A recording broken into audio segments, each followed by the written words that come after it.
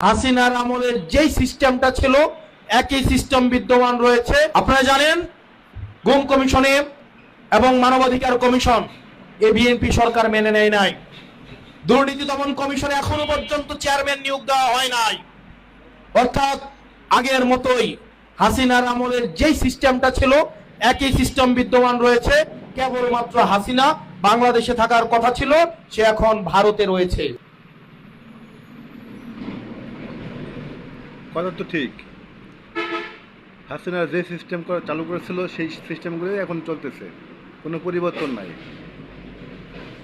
হাসনাত আবদুল্লাহ কি সত্য কথা বললো না মিথ্যা কথা বললো, একটু কমেন্টসে জানান তো আপনারা সবাই।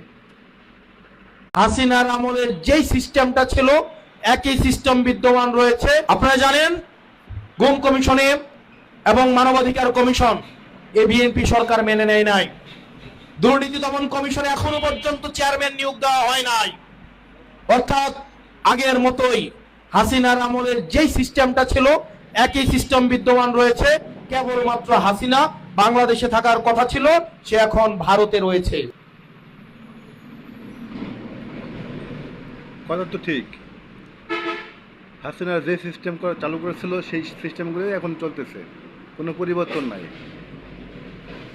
হাসনাত আবদুল্লাহ কি সত্য কথা বললো না মিথ্যা কথা বললো, একটু কমেন্টসে জানান তো আপনারা সবাই।